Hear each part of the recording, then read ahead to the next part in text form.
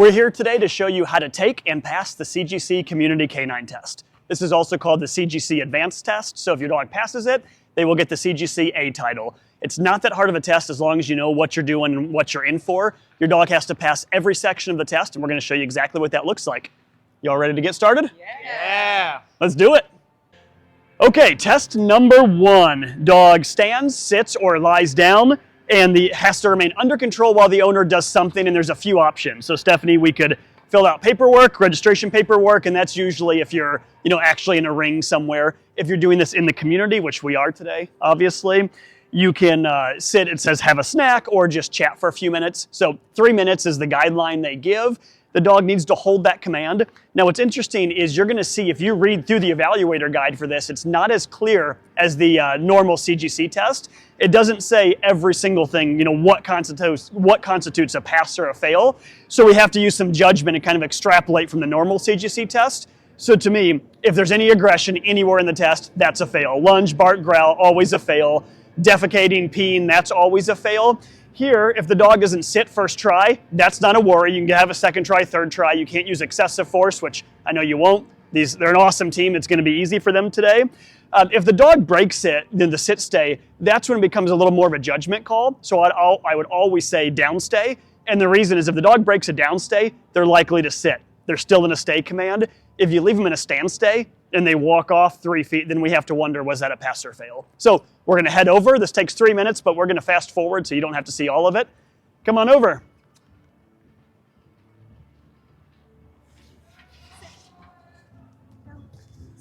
So there I was watching to make sure the dog sat and laid down and stayed, which it has. So now 3 minutes. There's no real distractions here. The distractions is this. It's just hanging out. The dog has to be good while we're doing something. So I wish we had a snack, but we don't. So we're just... We already ate breakfast. That'd be cool, like some apple slices and peanut butter or something like that. But we'll just hang out for 3 minutes, make sure the dog does well. And if the dog gets up, I'm going to have to use my judgment. If the dog bolts, that's going to be an instant fail. But if she were to stand up, I would just say, hey, Stephanie, get your dog back into a downstay. So let's see what happens.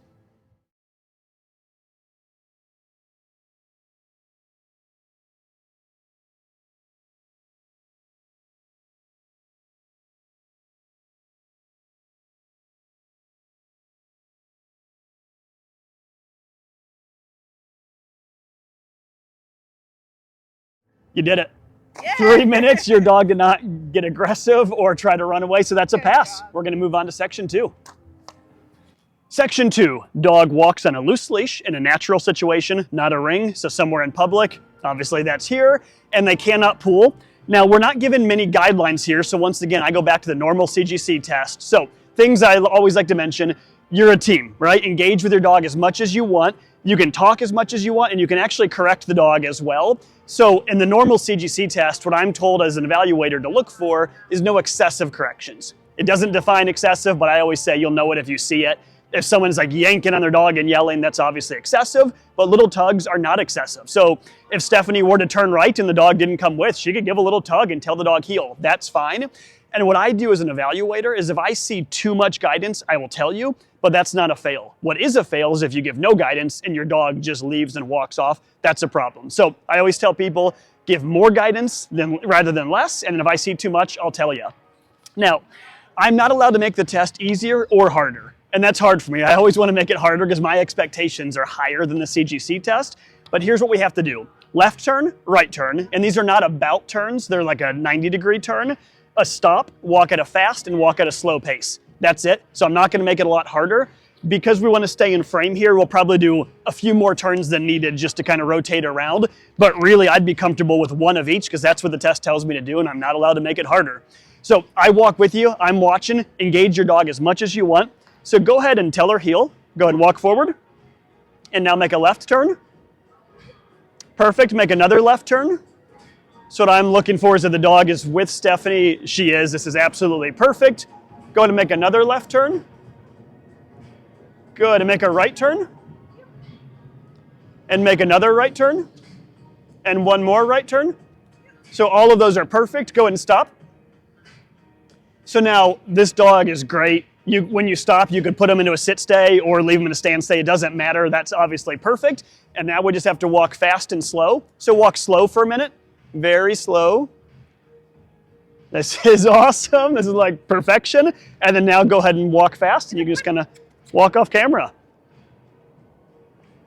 Awesome. So that is obviously a pass. Everything there was absolutely perfect. Your dog does not have to be that good. So that was absolutely incredible. But remember, some corrections are okay, and engage with your dog. Talk as much as you need to.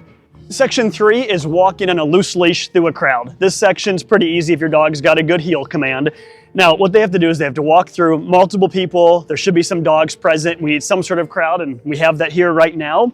If you look at the CGC Community Canine paperwork, what you're going to notice is it doesn't really talk much about what's a pass or a fail. So for that, we go back to the normal CGC test.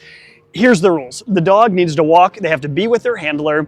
There's some things that are allowed. So she's allowed to sniff somebody briefly. She cannot pull to get to them. She cannot try to jump on them. Obviously no aggression, which I'll quit saying is they can never show aggression. But the way I always tell people is, if your dog smells one of these other dogs or people, that's a pass and that's fine. But if she goes to them, that's a fail. So do not let her smell anybody, because there's a fine line between smelling and going to them.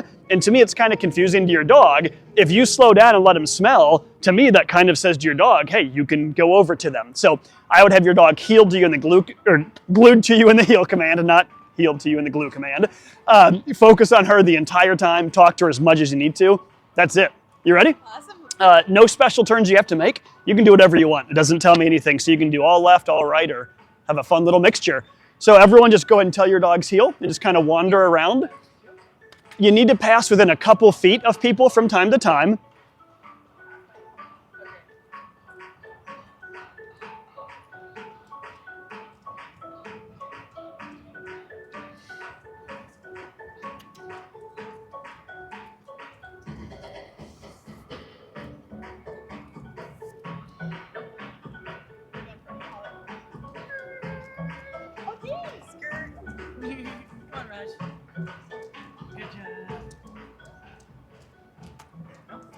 And then go ahead and stop when you're ready.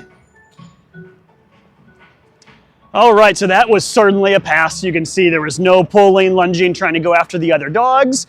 And the other dogs are all in training, so they're being taught how to heel properly in the situation, which, as you can imagine, is hard for a lot of dogs, right? To pass another dog and not pull to get after him. But everyone did great. This is the only one we care about. She passed. Awesome. Let's move on. Section 4, the dog has to walk past the distraction without pulling. Now, 4 and 3 can be done together, and it says that in the paperwork here. We're doing it separately just so you can see what it looks like, but these dogs are in a stay. Vera here has to walk within a couple feet of them without pulling to get to them. Focus on your heel command. This is a pretty easy section if you could just do the last one. You can go any direction you like. It's really up to you. So whatever section you think would be easiest for your dog. So go ahead and tell her heel and just walk. So you can see she was looking at the other dogs. That's okay. She did not pull. That's a pass. Section 5 is sit, stay in a small group. This one's pretty easy, Stephanie. So I say that about every section, but if your dog is well trained, they're all pretty easy. It's not meant to be that hard. So what we have to do is we have to stand in an informal circle. So we can't be too formal about it, like maybe a semicircle. And this is meant to simulate like getting on an elevator, just hanging out for a minute with your dog. They need to be in a sit, stay. If they change position, that's not a failure. Laying down, of course, is always fine from a sit, stay. They can even stand up. That's not a failure, but I would tell you, don't let your dog stand up. If they do, put them back in a sit, stay, because if she stands up, she might think I'm done training. If she goes to another dog, that's a failure. If your dog is reasonably well trained, there's no way you should fail this, because if she gets up, you say, hey, sit, stay, you do something, stop her before she goes somewhere else. This should be a really easy pass. To me, it's kind of a gimme. So now we're gonna hang out. We need to have some sort of conversation and be very informal about it. Yeah, I think we did it. And the only thing I didn't mention, this is in the guide, they need to be about 3 feet apart, which we're doing. We're all close and dogs are generally on the person's left side. That's it, and that is a pass. Moving on. Section 6, your dog has to allow someone carrying a backpack or some sort of item, approach them, and then pet them. They set the item down first, so what's gonna happen is we have Holly with a backpack. She's gonna walk up, she's gonna stop 2 to 3 feet from you, she's gonna set the backpack down and say, may I pet your dog? No deviation, Holly, may I pet your dog? We're gonna follow the rules perfectly. We're gonna say that, you're gonna say yes, she pets the dog. The dog, I'm not gonna say this is an easy one because that's pretty much this entire test, but the dog cannot lunge, the dog cannot try to put its head in the bag. keep your dog in a sit stay, just like every other one. Focus on your dog. And remember here, your job is not to be polite. Your job is to pass the test. So when she walks up, you don't need to be staring at Holly, like making great eye contact. If you need to, watch your dog the entire time. When she says, may I pet your dog? You could still be looking at your dog and say yes. She reaches out, pets, and then walks off. And when she leaves, continue watching your dog. Make sure she holds the stay. So your job is to pass, not to be polite. You ready? Yep. All right, walk on up. Set your backpack 2 to 3 feet away.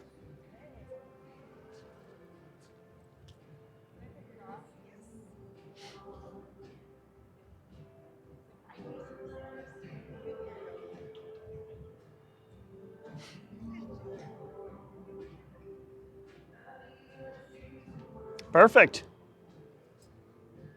That is a pass. That's all we need. She was able to pet the dog. The dog did not attack her, so that's pretty awesome. And the dog did not go in the bag, so that's a pass.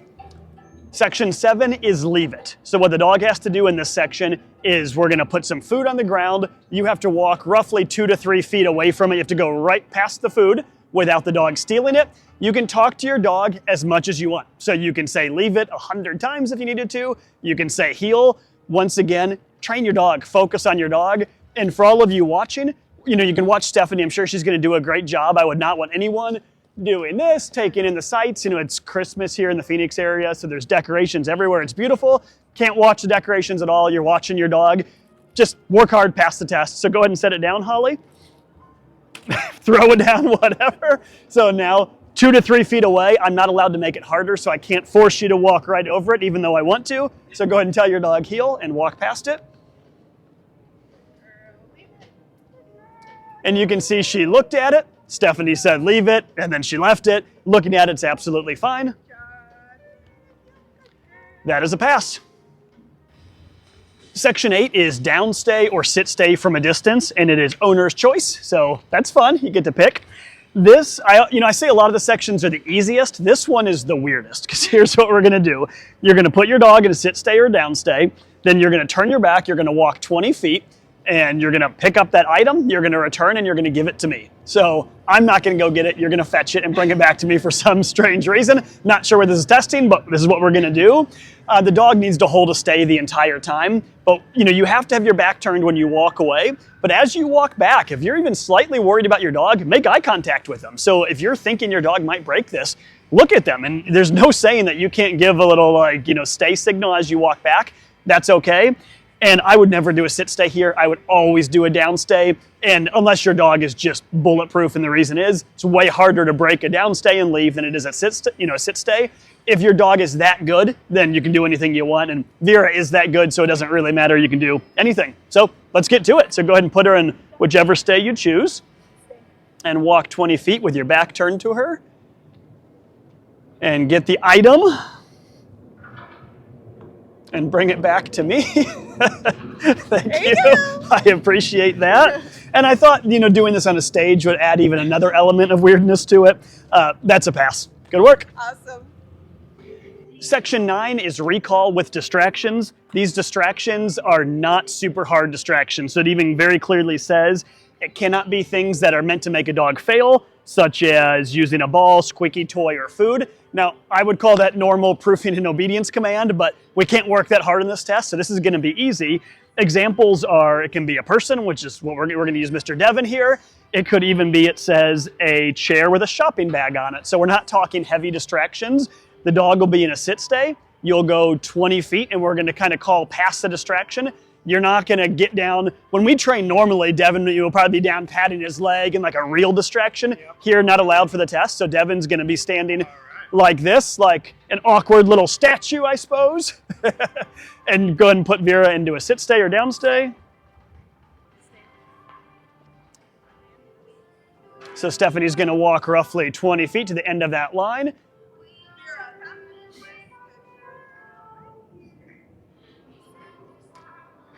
That is perfect. Nailed it, Devon. Very good all around.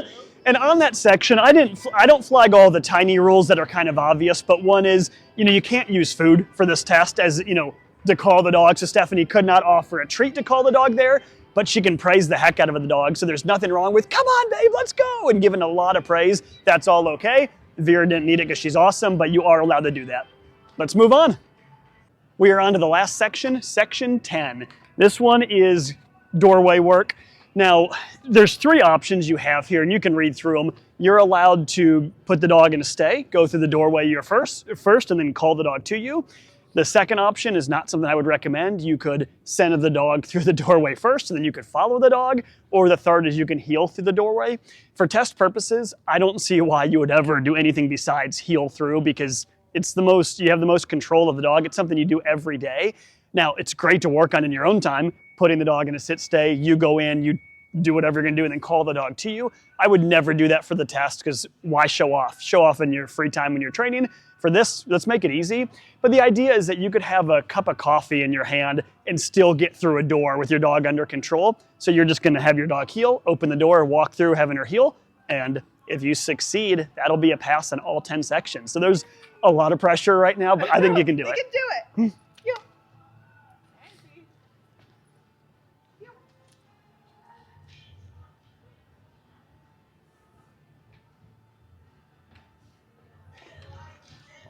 Good girl. That is a pass. Great job. Yay! We did it. Well, I know it was touch and go for a few minutes there, but you passed all 10 sections, so you get your awesome ribbon Thank you. that you're gonna pin to your shirt probably and wear all the time in public or pin to the collar. If y'all have questions on this, reach out. We would absolutely love to help you pass this test with your dogs. Thanks for watching.